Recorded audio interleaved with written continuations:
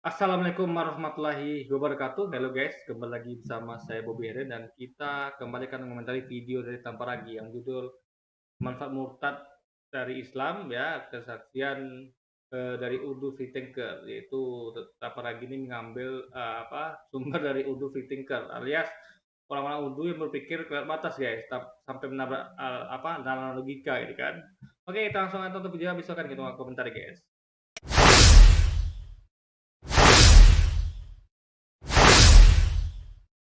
After growing up as a devout and sincere Muslim, I left Islam by the time I reached adulthood. I left Islam because of the observational inaccuracies of the Quran about the universe, the lack of historicity and mythical nature of its stories, the sadistic nature of its punishments, its sexism, its obsolete form of morality and social conduct, and its outdated form of right and wrong. Leaving Islam felt like a huge burden was lifted off my chest. I can now read the latest research on science, evolution, physics, biology, history, anthropology, archaeology, etc., without worrying about whether the findings will be compatible with my faith or not. I no longer have to lose sleep to find new ways to deceive myself into believing the infallibility of my religion. I simply let go. And I don't have to worry about befriending unbelievers or what goes into my digestive system. I don't have to feel guilty anymore that I find more peace and comfort in meditation than I ever did in the Muslim prayer. I don't have to waste time and effort trying to make my religion fit in the specific and concise truths that science has uncovered about life and the universe at large. I don't have to deny and hide the fact that I find more wisdom in books written by humans than those claimed to be written by God.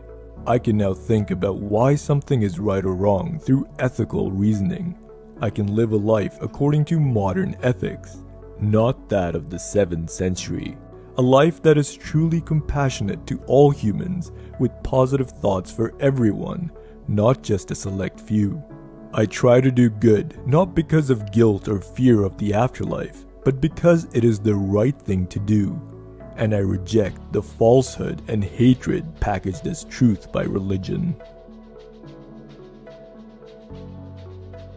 Dari Inggris saja ya, dari di terjemahan gitu kita udah tahu kalau orang ini ya murtad karena mencari kesenangan dunia guys. Dia nggak mau itu dengan aturan, dia mau bebas itu, bebas melakukan apa dia suka gitu kan. Mau melakukan dosa, maksiat, bahkan mempercayai teori evolusi Darwin yang mengatakan yang kita dari monyet gitu. Jadi memang dia mau hidup bebas guys. Jadi dia ini entah dia nih murtad dari masuk Kristen, tadi dia tuh murtad betul-betul murtad guys, nggak percaya sama agama lagi gitu. Intinya adalah dia mau hidup bebas, itu kita bisa tangkap tadi ya. Dia mau berpikiran itu Mas, saya katakan kan, menabrak akan nalar logika guys. Jadi itu semua ada logikanya. Kenapa hidup harus ada aturan ya. Jadi ingat, hidup ada suatu aturan. Kalau ada aturan Anda akan akan lose control. Anda akan tidak punya batasan-batasan. Anda akan melakukan hal-hal di luar batas guys. Dan itu berbahaya bagi diri Anda dan orang lain gitu. Makanya Islam itu agama itu mengatur bagaimana hidup yang benar karena sesuai dengan apa yang Tuhan sampaikan. Karena dia menciptakan kita, dia tahu tentang kita gitu. Dia tahu apa yang baik bagi kita dan apa yang buruk bagi kita. Bukan kita yang tahu. Kenapa? Karena kita cuma manusia yang punya keterbatasan guys. Karena beda saya percaya, beda Anda percaya. Maka itu semua disatukan dengan apa yang Tuhan sampaikan. Coba Anda bayangkan ya. Anda bayangkan. Bagi orang yang kayak misalnya Anda tahu, contoh ini saya sedikit pembukaan ya. Kayak Anda tahu orang yang menciptakan nuklir. Jadi Anda tahu kayak Korea Utara, Amerika, apalagi negara-negara punya nuklir. Bagi mereka itu baik gitu. Nuklir itu punya dijadikan senjata militer untuk mana nanti kalau mereka gunakan terdesak, kalau mereka untuk memaksakan kehendaknya kayak di Amerika kemarin menyerang Jepang dan Jepang yaitu Hiroshima dan Nagasaki dan dengan bom atom nuklir itu bagi mereka itu baik. Kenapa? Itu bisa membuat negara mereka aman tapi mereka nggak tahu itu nggak baik bagi orang Jepang guys, sama orang Hiroshima dan Nagasaki gitu kan, korbannya itu banyak gitu, nggak Indonesia kan orang nggak bersalah itu. Nah, jadi baik bagi Amerika ya, itu jahat bagi orang Jepang gitu guys. Nah, itu dia. Kan dulu waktu penjajah Belanda, Portugis, Inggris itu menjajah Indonesia, mereka nggak bantu baik karena mereka memperkaya diri, mereka slogannya gold to glory. Dengan menjadi Indonesia mereka tuh bisa mendapatkan emas, bisa mendapatkan kejayaan dan juga mendapatkan Injil. Bagi mereka itu baik, bagi Indonesia itu jahat guys menjajah. Jadi kalau semuanya pakai takaran manusia kacau guys ya. Jadi akan jadi konflik terus menerus. Makanya semua harus disatukan dengan peraturan yang Tuhan buat. Sama kayak misalnya di rumah ya, di rumah itu kita perlu tunduk pada Tuhan ayah atau ibu kita. nggak bisa kita pakai tinggal sendiri. Jadi anak satu maunya maunya itu pergi, nonton bioskop, anak satu lagi maunya ke makan di luar, anak satu lagi maunya ke taman.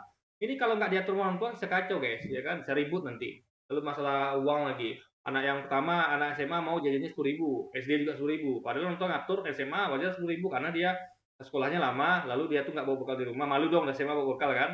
Terus dia tuh, banyak aktivitasnya daripada anak TK atau SD yang pulang sekolahnya sebentar, dijemput pula kan, diantar. Kalau mereka kan butuh transport. Nah, jadi kalau nggak orang tua nggak ngatur, kacau semua guys. Makanya kita perlu suatu aturan yang diatur oleh yang lebih tinggi dari kita, yaitu Allah SWT. Jadi kita nggak bisa hidup sendiri guys, karena setiap manusia itu beda keyakinan dan beda kepercayaannya gitu. Makanya harus dipakai hukum tertinggi, yaitu yang menciptakan kita, yaitu Allah Subhanahu wa Ta'ala guys. Kalau orang ini nggak mau gitu, makanya dia sesat akhirnya kan. Kita kan nanti kita akan komentar lengkapnya detail bagian per bagian di versi Indonesia guys.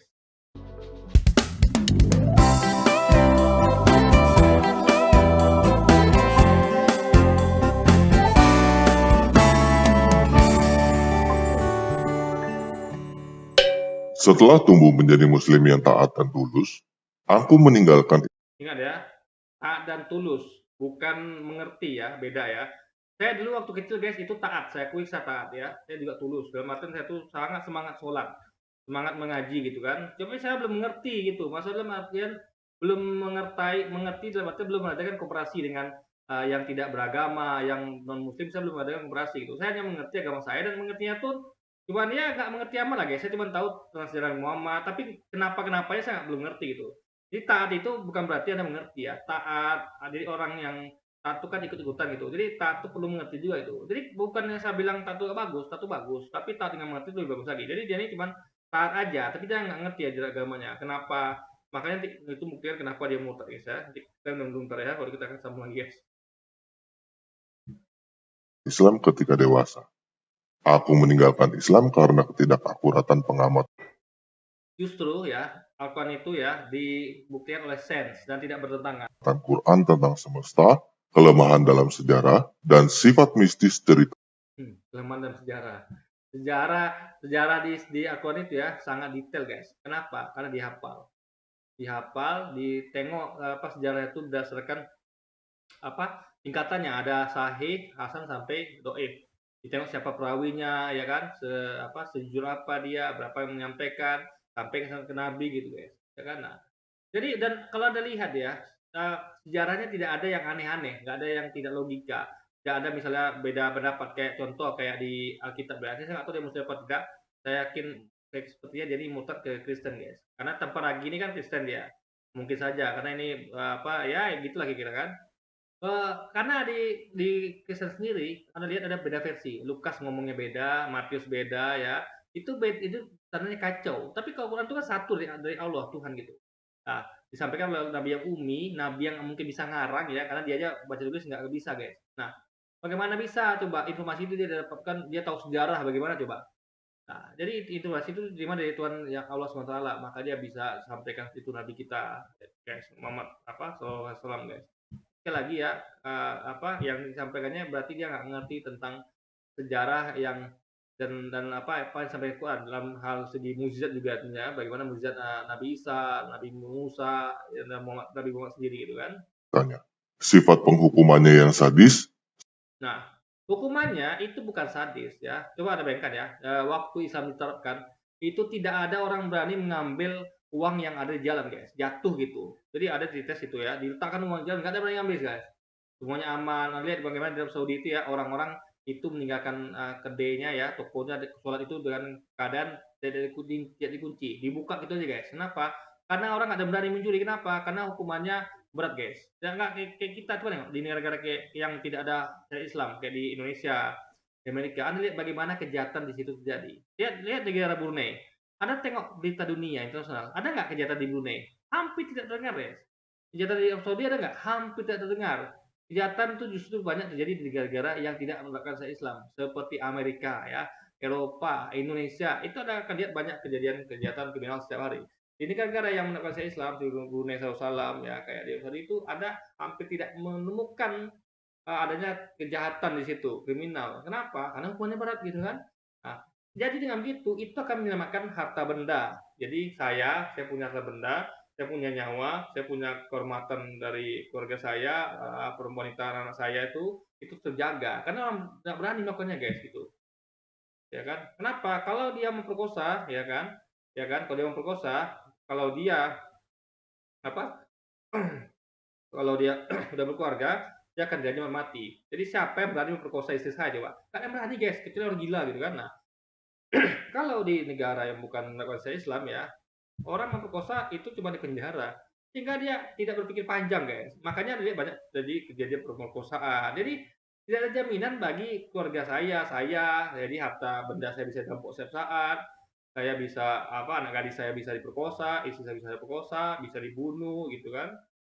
Harta benda saya tidak aman. Kenapa? Karena hukumnya tidak berat, guys. Nah, makanya itu sebenarnya untuk mencegah. Dengan hukum yang ancaman yang berat ya, seperti juga ancaman di kitab suci ya, kalau kalau kita tuh jahat masuk neraka, di situ kita diazab gitu, sehingga orang nggak berani melakukan kejahatan. Cuma karena neraka atau ancamannya itu belum terjadi, orang orang mikir itu hoax gitu kan.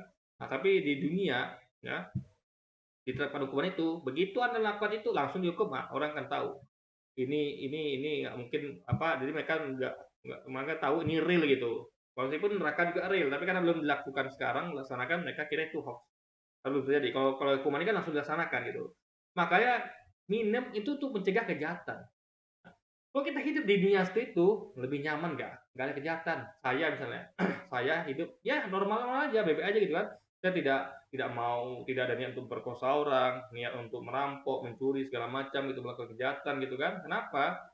Sama nggak ada gunanya gitu. Nah, saya juga pengen dilindungi dong. Saya juga pengen dong gitu kepada saya. Makanya untuk mencegah orang-orang jahat melakukan itu, dibuatlah hukum seperti itu guys. Nah, jadi sekali lagi ya, justru kalau tidak diancam, ingat ya, hukum itu kalau dilakukan. Kalau melakukan ya enggak gitu, ya kan? Kalau melakukan ya aman gitu, ya kan? Nah, tapi kalau melakukan ya wajib dihukum. Nah, itu untuk mencegah kejahatan, sehingga mencegah lebih baik daripada mengobati. Ingat, mencegah lebih baik daripada mengobati. Contoh misalnya gini, misalnya orang kalau mau, misal Anda punya anak ya, ada melakukan ancaman. Kalau kamu ya mabuk nih, pergi keluar mabuk, kamu akan dipukul. Coba, anak berani keluar? Gak berani. Coba kalau kita ini, nak jangan mabuk nak ya, jangan mabuk nak, tolong please please. Anak pikir kan, cuma gitu doang pun, dia pergi. Lalu apa terjadi?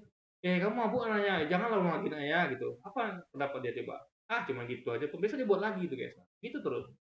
Ya. Atau orang misalnya kayak pacaran tuh kan haram itu kan. Coba kalau nggak diancam orang pacaran yang berzina itu guys ya, berzina, kalau ketahuan berzina tuh hukum cambuk. Cuma orang sekarang pacaran semua kan, pacaran maksiat ya, grepe-grepe segala macam gitu. Kenapa? Karena hukumnya nggak ancamannya nggak nyata guys, nggak keras, sehingga orang akan berapa anak garis kita yang rusak. Coba Anda yang merasakan ya sebagai orang tua yang garis ada dirusak sama orang-orang yang dengan niat pacaran itu ya, anda merasa nggak berbahaya pacaran gitu?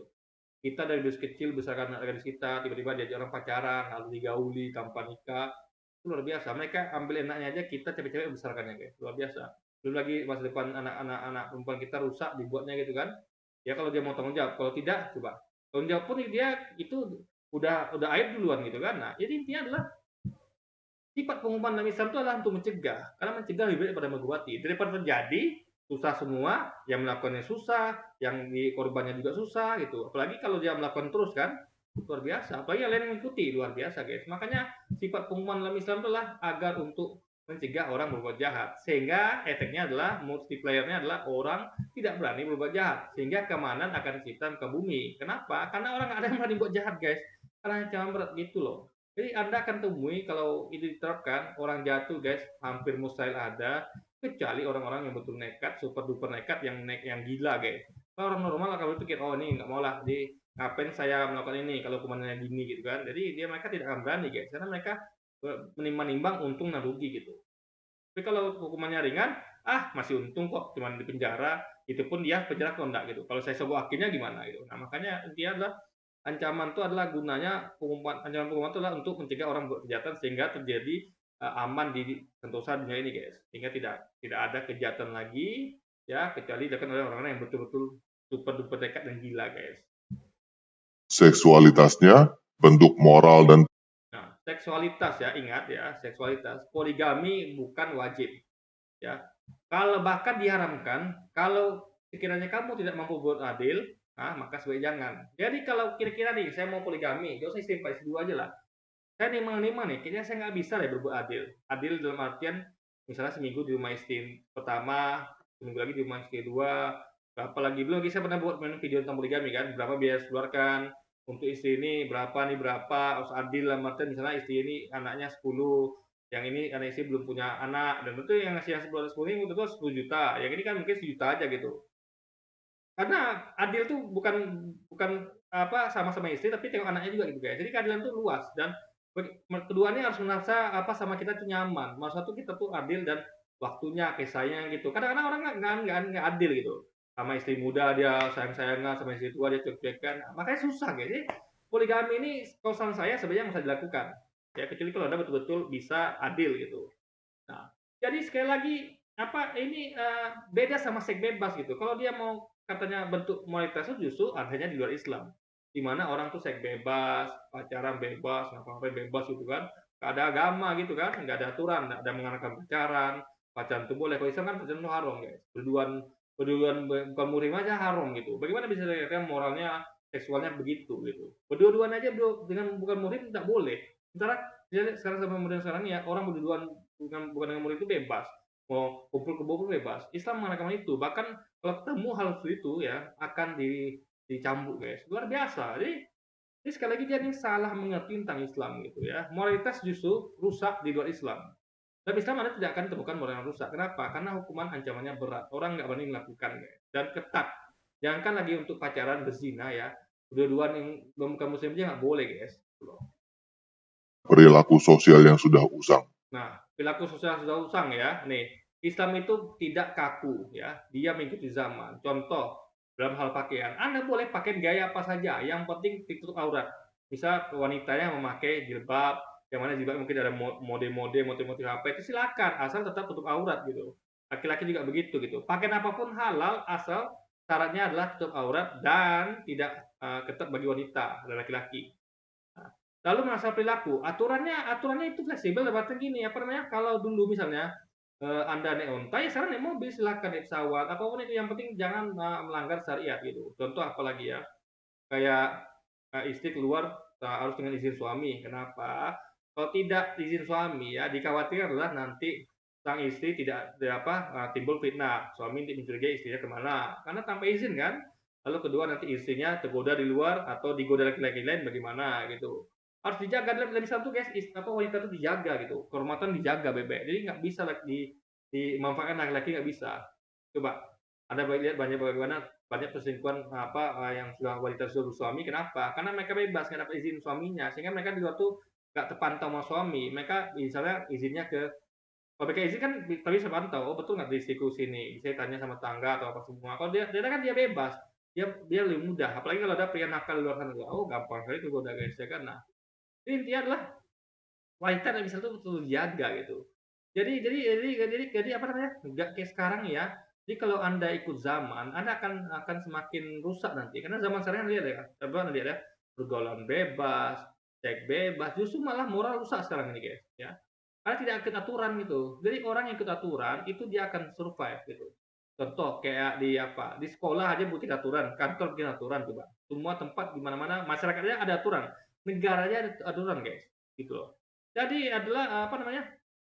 Sekarang ini maksudnya ketinggalan zaman saya bagaimana gitu. Islam tidak melarang Anda ikut zaman. Beli HP silakan, mau pakai HP silakan, tidak dilarang gitu. Tapi HP-nya jangan digunakan untuk menonton yang maksiat ya, nonton tayangan porno atau HP-nya dibuat berjudi apa online dan segala macamnya guys. Jadi sekali lagi dia ini nggak ngerti tentang agamanya karena dia cuma taat ya, tapi dia nggak ngerti guys. Akhirnya dia seperti ini gitu kan.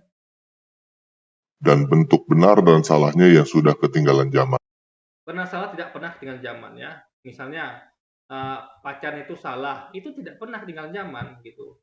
Karena justru kalau dibolehkan berarti peraturan berubah. Dalam artian apa? Berarti sama kayak dosa pahala. Setan kan? Setan itu nggak pernah berubah. Setan ya setan, selama di setan. Nggak bisa setan itu ada benarkan gitu. Nah, kalau Anda mau ikut zaman, nanti setan pun ada benarkan. Oh, setan itu dulu salah, kita ubah yuk. Sekarang zaman udah maju, setan benar itu. Nggak bisa guys gitu. Kayak misalnya hukum berzina, zina itu salah. Lalu karena perkembangan zaman adalah nggak boleh sekarang kok itu zaman dulu nggak boleh sekarang boleh gitu. Apakah nggak bisa coba? Sesuatu yang benar itu tidak akan pernah berubah hingga akhir zaman, ya. Itu sesuatu yang salah. Itulah aturan yang dibuat oleh Allah SWT. Jadi kita nggak bisa ubah aturan guys, seenak kita gitu. Kalau dikata Tuhan itu salah ya salah gitu.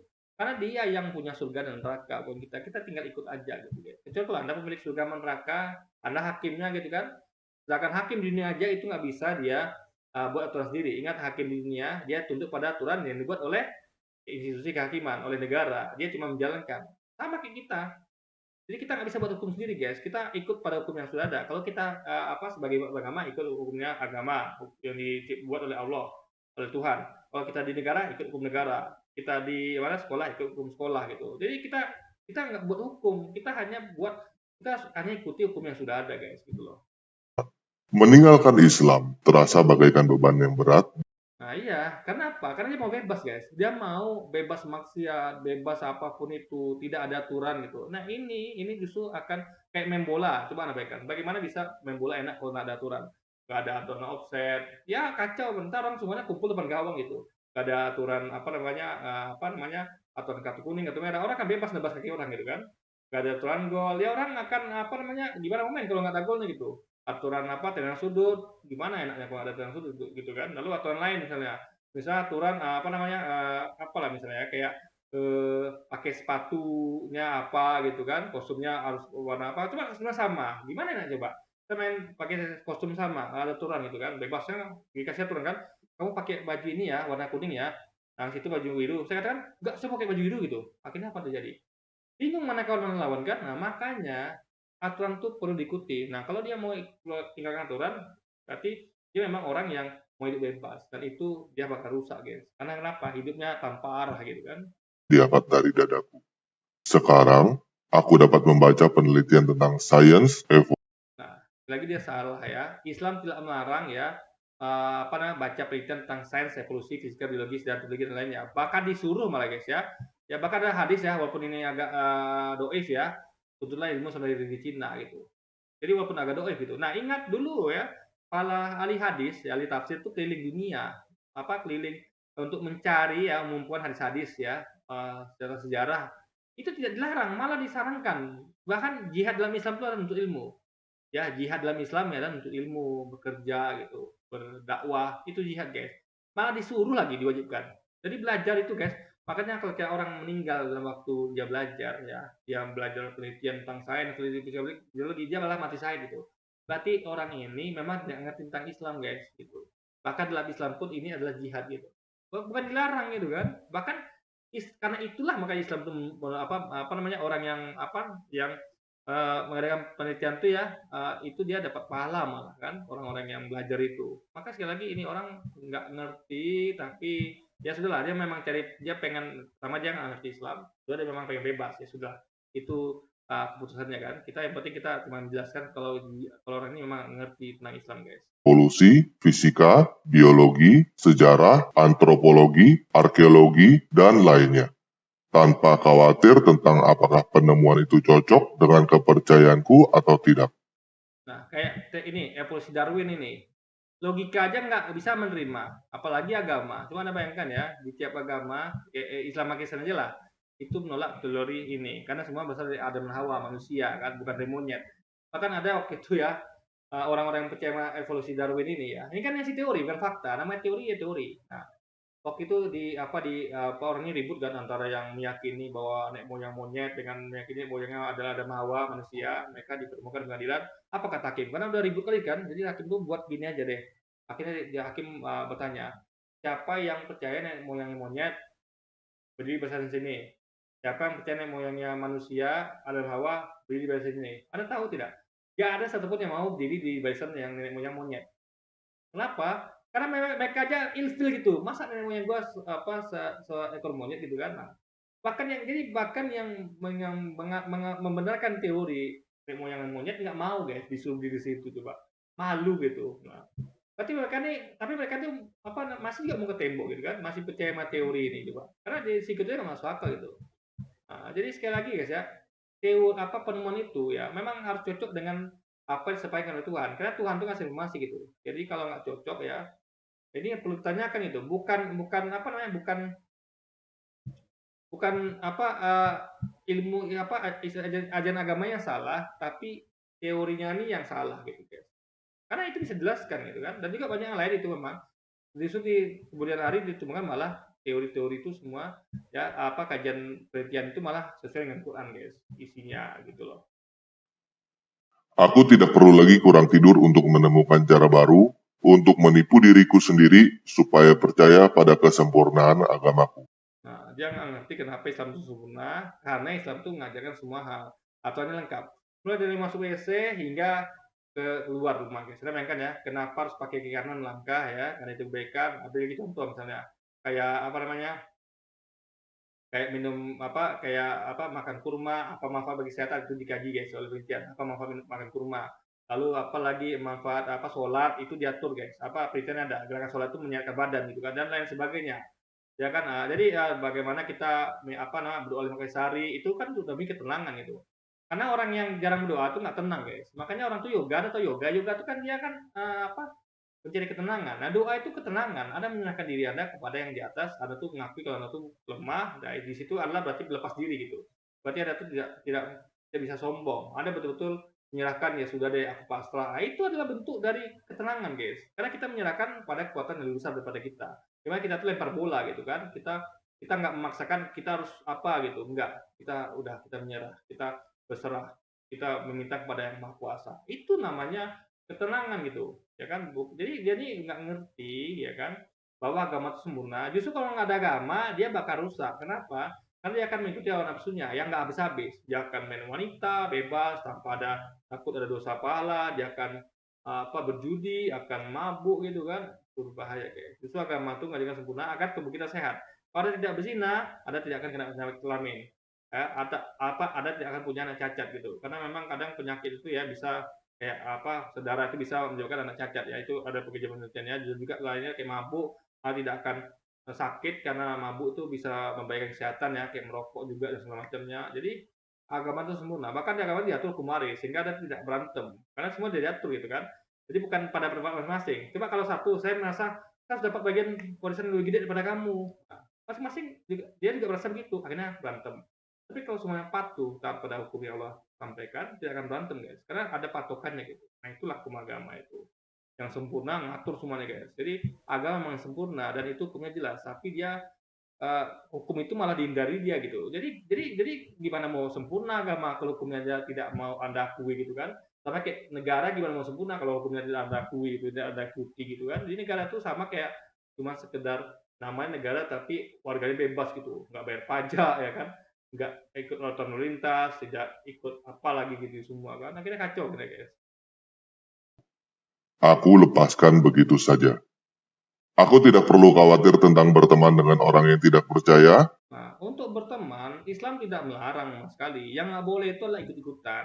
Mereka ibadah di gereja atau di apa di mana di kelenteng kita ikut itu nggak boleh. Jadi Islam itu jelas mengatur masalah agama. Berteman itu boleh asal tidak ikut-ikutan agama. Berdagang bareng, kita misalnya saya bisnis sama non muslim, silakan tidak ada masalah gitu. Ya kan, mau saya jual beli dengan dia atau partner bisnis tidak masalah gitu. Berteman ya kan bersenda gurau, berniaga, nonton bareng segala macam, saya tidur bareng ya. Nah, itu nggak masalah guys. Tapi yang nggak boleh itu adalah campur aduk agama gitu. Saya ikut dia ke gereja, itu nggak boleh. Guys. Jadi sekali lagi ya, nggak ada masalah di sini. Jadi dia nih nggak tahu ya dia ikut Islam yang mana gitu kan. Ya kan, jadi ya sebenarnya dia ini termakan fitnah guys. Apa dia nggak tahu Islam tuh saya ya banyak teman saya yang muslim sama ada Kristen gitu nggak ada masalah kami main game bareng kayak ngobrol bareng duduk bareng cerita gitu kan makan bareng gitu memang makannya nggak masak di rumah dia ya memang di luar gitu dalam artian ya tidak karena adalah batasannya Islam tuh ya, hukumnya adalah hukum itu maliadin khusus agama aja jangan campur itu guys jadi silakan bercampur bergaul aja gitu bebas gitu kan Tentang apa yang masuk ke dalam sistem pencernaanku. nah kayak yang masuk dalam sistem pencernaan. Bagaimana bisa Anda makan sembarangan ya? Dokter aja ya dunia kesehatan itu menganjurkan untuk makan itu yang benar ya. Ada apa? Hindari lemak berlebih, hindari apa lagi masakan yang basi, makanan yang terbaik.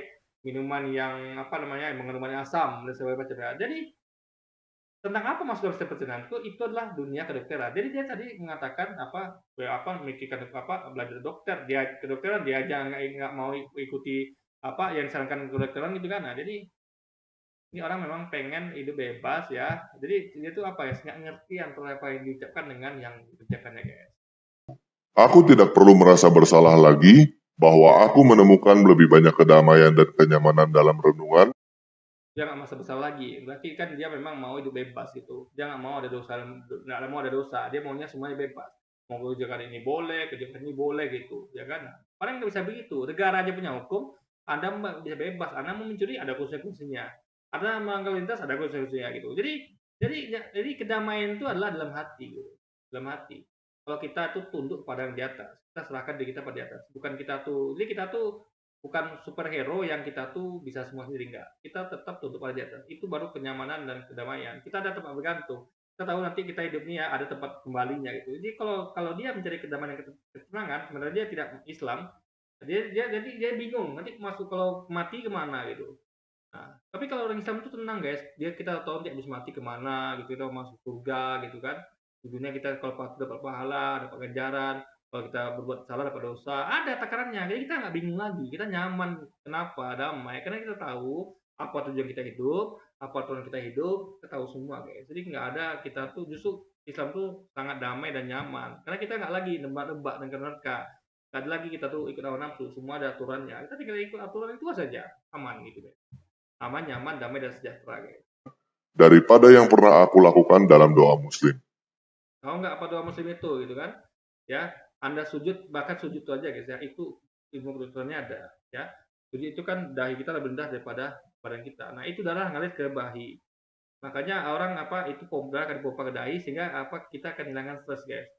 Jadi dari sirkulasi darah itu lancar di kepala kita guys. Itu dia. Jadi banyak masalah sholat itu kan yang diteliti oleh dunia kedokteran guys. Aku tidak perlu buang waktu dan usaha untuk coba membuat agamaku cocok dengan kebenaran tertentu dan ringkas yang disingkapkan oleh sains tentang kehidupan dan semesta pada umumnya. Ya, Anda tidak perlu bekerja keras. Kenapa? Karena apa orang itu yang akan menemukan. Anda tahu ya, kebenaran Islam ini ditemukan oleh para saintis. Mereka melihat satu kajian, lalu tiba-tiba mereka bandingkan Quran. Ternyata yang saya temukan ini ada di Quran gitu.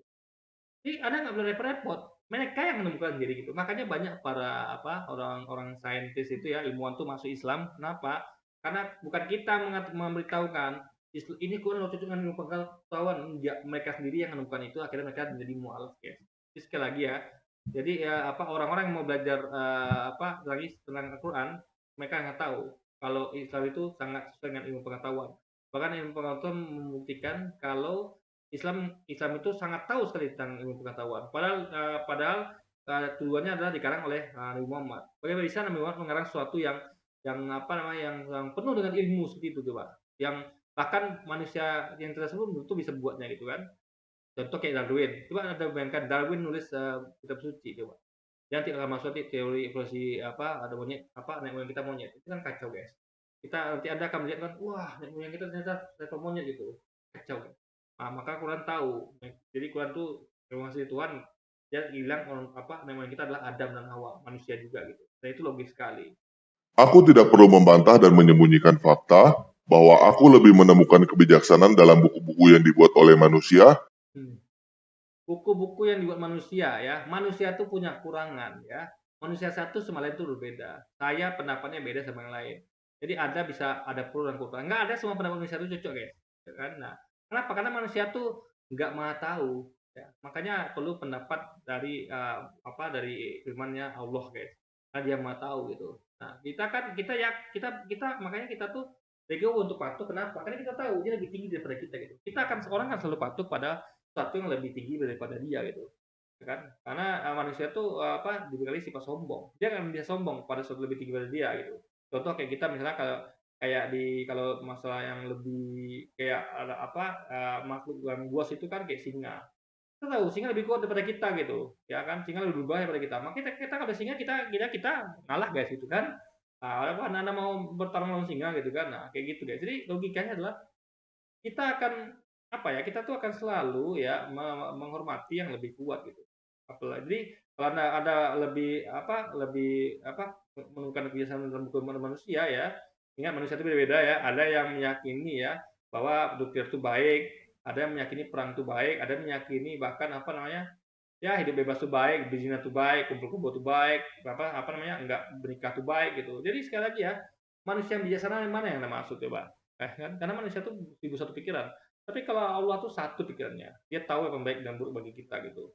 Makanya kalau Anda temukan yang bijaksana itu bukan buku-buku yang buat manusia, ya, tapi buku-buku yang berasal dari Allah SWT, guys. Tuhan yang Maha Tahu atas segalanya. daripada yang diklaim dibuat oleh Allah itu. Ingat, buku ini bukan dibuat oleh Allah ya. Ya. Nah, dia mengatakan tentang Injil juga nih guys, Holy Bible gitu kan. Ya kan? Nah, jadi sekali lagi, lagi harus ngerti ya, Urdu Thinker ini adalah orang kayaknya bukan Kristen lah guys. Jadi murtad lah, betul-betul tidak beragama gitu. Jadi bahkan orangnya kalau dibaca ini Holy Bible, ini Quran, berarti dia tuh menolak Alkitab dan Quran guys. Tapi lagi dimasukkannya gitu kan. Mentang-mentang dia adalah murtad dari Islam gitu. Tapi sudahlah, yang penting kita ketahui ya, dia ini memang betul benar-benar salah guys, murtadnya gitu. Dia murtadnya dengan cara yang tidak benar gitu. Akhirnya dia tersesat gitu kan.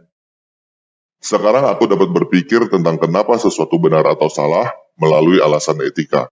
Kalau bisa pakai etika, kalau Anda tidak ikut hukumnya Tuhan, coba. Etika di mana coba? Kayak berzina itu di mana etikanya? Ya, kumpul-kumpul di mana etikanya? Ketika Islam mengharamkan, Anda malah halalkan, coba. Di mana etika itu, Pak? Coba. Ya. Jadi sekali lagi guys ya, etika itu ya, itu sudah dibuat semua di dalam kitab suci, ya. Anda nggak boleh buka aurat, di tempat umum Anda tutup aurat. Di mana ada coba nengok Islam membolehkan orang untuk nampakkan dada, nampakkan perut, nampakkan paha di mana? Justru Islam melarang itu. Kenapa? Karena etikanya begitu, tutup aurat guys gitu. Jadi sekali lagi ya, dan itu berlaku hingga akhir zaman. Sampai kapanpun orang akan tahu yang tertutup baik gitu. Jadi Anda misalnya melihat dua orang manusia ya, wanita lah anggap ya. Yang satu tutup aurat ya kayak Birawati itu kan, satu lagi itu pakai rok pendek, pakai itu. Mana pasti kan lihat ini lebih sopan itu. Dan itu akan berlaku dari dulu sampai sekarang. Nah, ada orang beda pendapat. Nah, kan ada orang tuh bisa bilang, oh ini sopan, ini enggak gitu. Pasti akan selalu bilang yang tutup aurat kan sopan itu deh. Karena kita tidak akan bisa nafsu. Kenapa? Apa yang Anda mau lihat? Coba. Ya, lihat payudaranya, ketutup. Keterputih tidak bajunya gitu. Apa yang membagikan nafsu Anda apa coba? Tapi kalau yang buka aurat, Anda akan nafsu, guys. Kenapa? Karena ada sisi sensualitas yang ditunjukkan dia. Makanya itu tidak pernah berubah. Gitu. Kesopanan etika itu tidak pernah berubah. Contoh etika lain, ya, hormat pada orang tua. Kan kita memang berlaku dari dulu gitu. Nggak pernah berubah. Apakah etika modern itu berubah? Dulu hormat jadi nggak hormat gitu. Enggak. Kayak pacaran dulu tuh ya, pacaran itu ya orang tuh malu melakukannya kayak. Ada kerja zaman 70-an tuh Indonesia tuh orang tuh malu. Jangan tuh pacaran tuh dua-duaan aja orang tuh malu guys. Tengsin gitu. Karena orang nggak biasa begitu dulu kan. Nah, sekarang nggak biasa. Etika makin sini makin rusak. Orang sekarang bebas. Anda lihat di depan umum tuh orang cuman lah, pelukan anak-anak lajang kita, boncengan peluk-pelukan gitu. Berduaan di tempat umum, coba masa-masaan karena mereka bukan murid, coba. Etika modern malah rusak guys ya.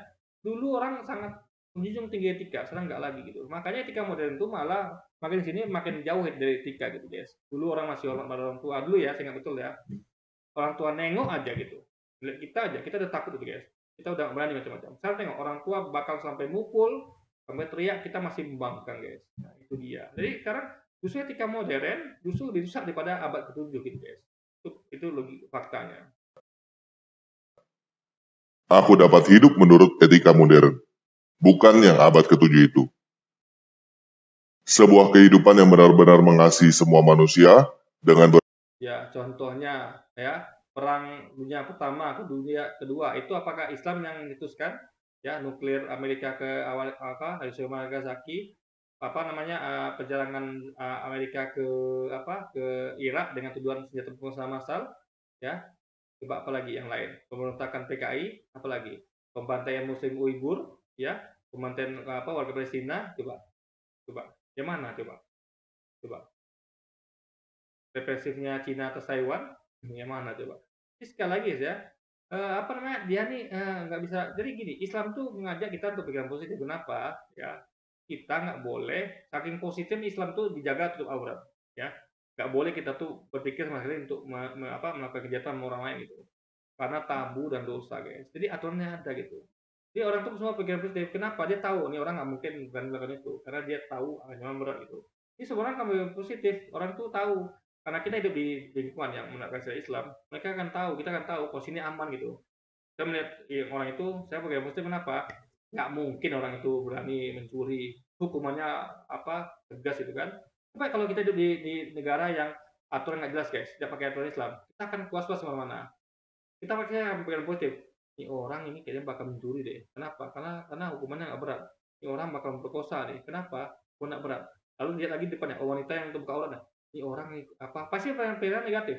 Ini orang nanti akan diperkosa nih. Ini orang nanti ini orang nih ini kok gitu deh ya. Dia nih dia tidak berpikiran positif, dalam artian dia memikirkan ini orang ini kayaknya pelacur deh. Ini orang kayaknya memang wanita nakal nih. Justru yang orang-orang yang tidak hidup di dalam Islam itu akan dipikirkan akan selalu dipikirin negatif orang-orang, guys, ya kan? Coba kalau ada pakai itu aturan Islam, wanita pakai jilbab, apa mau dipikirin coba? Ini apa nih? Teroris nih. Loh, dia wanita muslim, ya kan? Nah, ini wanita nakal nih. Apa yang nakal? Pakai seperti itu coba. Dia akan mencuri nih. Apa yang mencuri? Orang mencuri dia bakal dihukum begitu, tidak berani mencuri, guys. Jadi sekali lagi ya, justru kalau kita hidup di modern yang tidak ada aturan, orang akan berpikir negatif semuanya. Kenapa? Takut dia akan dirampok, takut akan diperkosa, takut dia apa? Kenapa? Karena aturannya itu tidak mengikuti aturan Islam yang sangat tegas, guys, dengan ancaman yang keras gitu. Sehingga orang akan berpikir ini bahaya nih, karena aturannya nggak jelas itu, ya kan? Nanti orang mencuri, cuma di penjara, itu pun kadang-kadang bisa hakim gitu. Jadi sekali lagi ya, justru pikiran negatif itu akan timbul ketika aturan itu tidak tegas dan tegak gitu, guys, ya kan? Orang kalau berpikir ini jangan hakimnya disogok nih, ini jangan-jangan dia nih nanti bakal selamat nih dari hukum nih, karena hukumnya nggak tegas. Ini penjara ini bakal bisa ya keluar penjara nih. Jadi sekali lagi kalau Anda hidup di negara ya yang hukumnya jangan lagi hukum Islam, hukumnya nggak tegak aja, tanpa hukum, Anda akan selalu berpikir negatif sama orang. Kenapa? Anda akan berpikir misalnya, ini orang nih dia jangan ngapain gadis gua nih, kenapa? Dia nggak ada dalam jadi dia meyakini hal haram gitu. Tuhan bayangkan ya, Anda memandang orang semuanya itu orang ini semuanya bebas nih, kayak tidak ada hal haram, sehingga dia bebas ngapain aja gitu kan. Dia bebas berzina sama anak kita kan was-was, anak saya aman nggak keluar rumah ya, nanti janjinya ketemu pria itu kan tidak tahu hal haram, dia kan mengalahkan semuanya, bahaya nih. Istilahnya bagaimana maksudnya, harta saya gimana, orang ini kan nggak ada hal haram, jadi harta saya nanti dikiranya harta dia juga gitu, karena bebas kan. Orang semua akan saling mencurigai, guys, gitu loh. Jadi sekali lagi nih, berarti jadi nggak berpikir gitu. Apa yang pikiran positif dia nggak paham, guys. Berpikir positif untuk semua orang, bukan hanya sebagian orang tertentu. Aku coba melakukan yang baik, bukan karena dosa atau takut akhirat. Anda melakukan yang baik itu ya, itu pasti ada ganjarannya. Ya.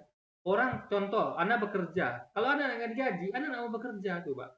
Jadi justru baik itu ganjaran itu ya.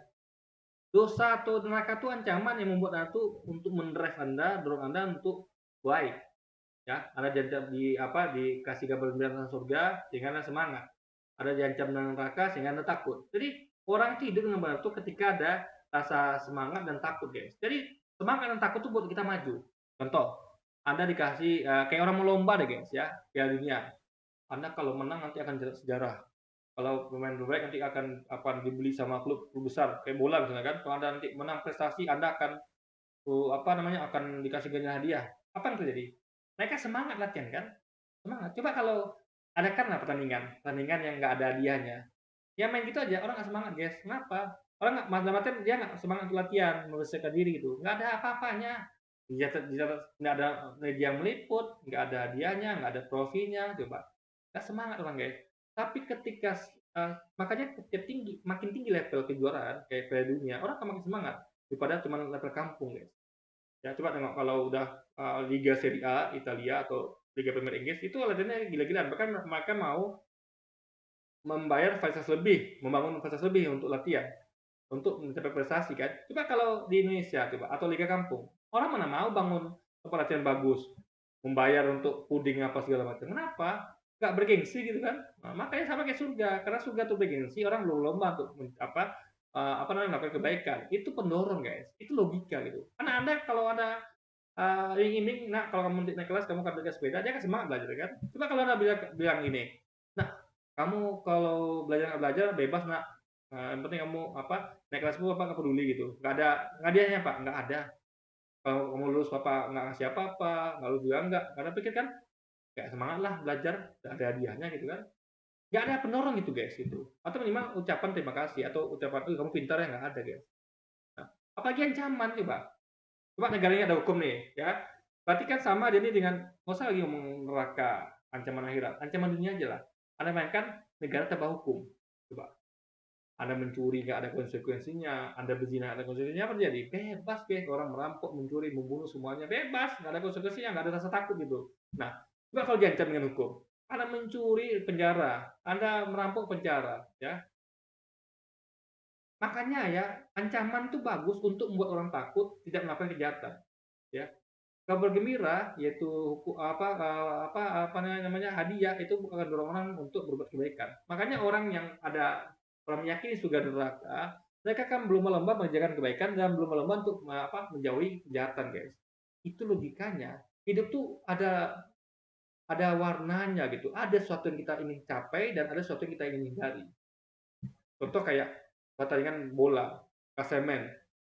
Kenapa ada 4 besar, ya, juara 1, juara 2, 3, 4, promosi ke Liga Champions, Liga Eropa tuh juara 6 sampai 8. Kenapa kalau tingkat kira-kira ya apa 14, 15, 16, 15, 16, 18 itu degradasi.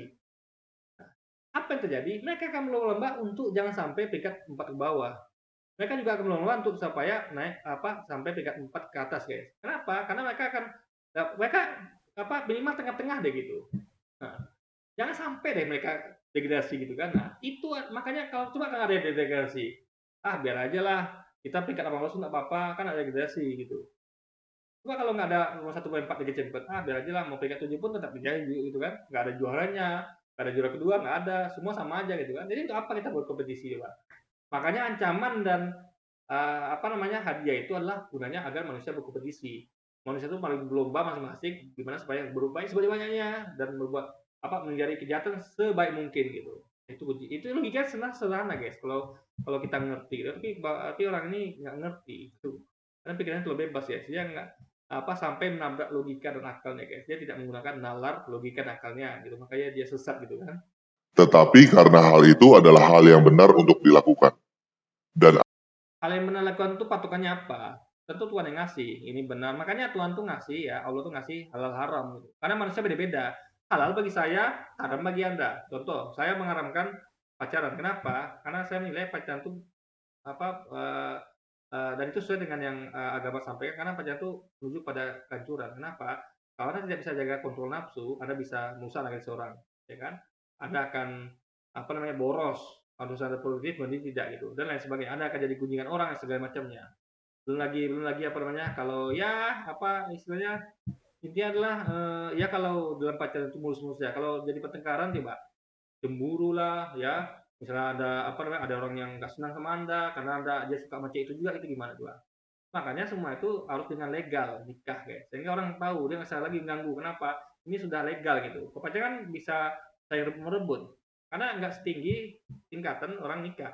Kan nikah itu diketahui semua orang, ada orang tuanya juga, mertuanya ada, sehingga akan susah untuk dimasalahkan, guys. Beda sama pacaran, kan bebas itu, nggak ada ikatan apa-apa kan, cuman pakatan lisan aja gitu, guys. Aku menolak kebohongan dan kebencian yang dikemas sebagai kebenaran dengan agama. Nah, sekarang kebohongannya mana? Ya, justru Anda berhubung dengan diri Anda sendiri gitu. Ya, Anda ingin hidup bebas ya, sementara itu akan berusaha Anda gitu. Karena orang itu justru aturan itu yang bikin dia selamat. Ya, kalau nggak ada aturan kayak lintas aja lah. Kenapa ada lampu merah? Kenapa ada seatbelt? Itu untuk keselamatan. Justru orang yang melepas sesuma, nggak mau ikut lampu merah lah, nggak mau ikut seatbelt, dia nggak selamat. Kenapa? Dia rentan tabrakan, guys. Kayak mobil. Kenapa mobil tuh dicek bannya? Kan itu aturan. Mobil dicek bannya, apakah kembang apa tidak, lalu cek lain semuanya mesinnya bagaimana, remnya gimana. Kalau naik itu nih ada tabrakan gitu. Jadi intinya semuanya ada aturan, kayak kenapa nggak boleh bawa mobil yang udah mabuk atau ngantuk, itu kan aturan yang harus kita ikuti gitu. Justru Anda berhubung dengan diri Anda sendiri gitu kan. Kalau Anda ignoran semua itu aturan, karena itu akan membuat Anda celaka gitu. Lalu kebencian dan yang kemas sebagai beran dengan agama, yang mana contohnya? Justru ya, orang-orang itu malah orang-orang ini malah benci dengan apa, dengan tidak beragama menjadi benci. Contoh, mereka benci pada orang Islam, dikatakan Islam teroris, gitu kan. Islam padahal orang ini baik-baik aja. Contoh kayak kayak orang yang di Amerika misalnya, yang ngancam bunuh orang pakai jilbab, coba. Dia menyasar orang-orang beragama gitu. Dia pikiran negatif pada orang yang beragama, yang taat pakai jilbab gitu. Coba. Itu kebencian yang tidak berdasarkan agama gitu. Orang beragama malah tahu itu haram gitu. Orang agama gimana mau benci ya? Ya. Mereka orang agama tuh ada pahala dan dosa. Mereka tidak mungkin melakukan kebencian. Kenapa? Mereka tahu ya, agama mengatur nggak boleh benci orang, nggak boleh jahat sama orang. Itu agama ngatur itu. Makanya aturan itu yang membuat orang itu tidak bisa membenci orang. Tapi kalau orang nggak punya agama bebas kayak dia nih kan nggak punya agama, dia bebas mau benci orang, mau antar orang gitu kan, mau bohong. Kalau agama tuh ada aturan bohong tuh apa dosanya, benci itu apa dosanya, dilarangnya di mana. Jadi seperti itu guys logikanya. Jadi justru beragama tuh buat kita tuh menghindari kebohongan dan kebencian karena agama melarang itu semua guys.